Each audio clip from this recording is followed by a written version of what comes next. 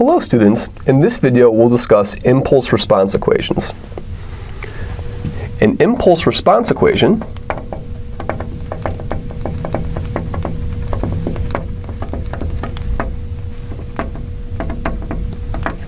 has the form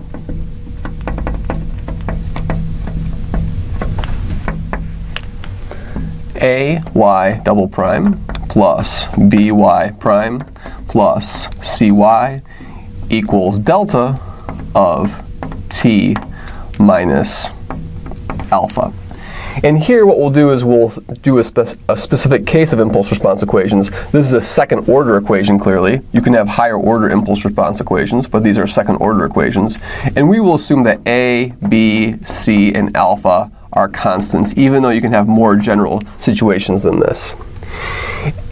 And we'll also specify initial conditions at the origin. We'll specify that y of 0 equals y prime of 0 equals 0. So we'll consider this special case of impulse response equations. And there's some room for generalizing the situation. So now let's see an example of how we can solve these impulse response equations. So for example, let's solve the impulse response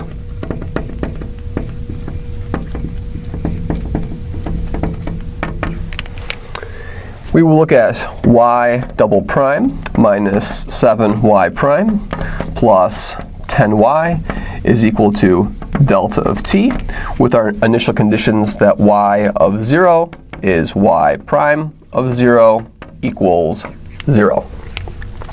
So we'll take the Laplace transform of both sides.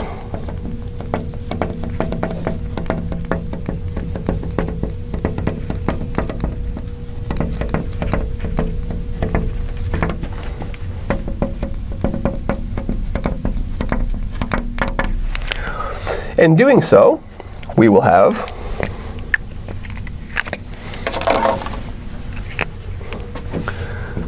s squared y tilde of s minus s y0 minus y prime of 0. Those are my second derivative terms. Minus 7 times s y tilde of s minus y of 0 plus 10 y tilde of s is equal to 1, since the Laplace transform of the delta function is identically equal to 1.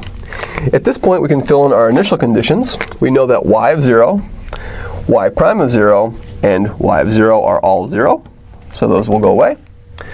And so what we'll have is we will have s squared minus 7s plus 10 y tilde of s is equal to 1.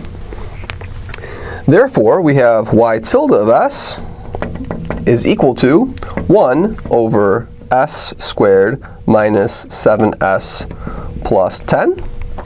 And we can factor the denominator as s minus 5, s minus 2.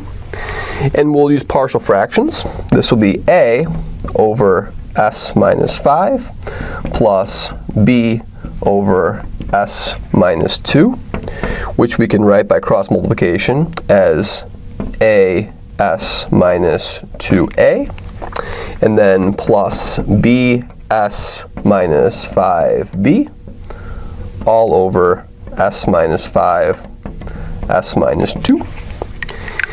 And now we see that a plus b is the coefficient of s, so a plus b has to be equal to 0. And then I see a negative 2a minus 5b equals 1. So the top equation tells me that a is negative b. So if a is equal to negative b, this over here is 2b minus 5b equals 1, which tells me that negative 3b equals 1, or b equals 1/3. And if b is equal to 1/3, a is equal to negative 1/3. So what we'll have is a over s minus 5. We know that a is equal to negative 1/3 over s minus 5. And then I'll have a b, which we found to be positive 1/3. So b is actually negative 1/3, and a will be positive 1/3. So negative 1/3 over s minus 2. And these are easy to inverse Laplace transform. This will be y of t is positive 1/3 e to the 5t minus 1/3 e to the 2t, and this function over here is our impulse response function. Now it's important to note that when we plug in the initial conditions, we may not see exactly what we want. For example, if I plug in the derivative of this function, I will have a 5/3 minus 2/3, and 5/3 minus 2/3 is 1, not 0. But this is the distributional solution to the impulse response equation.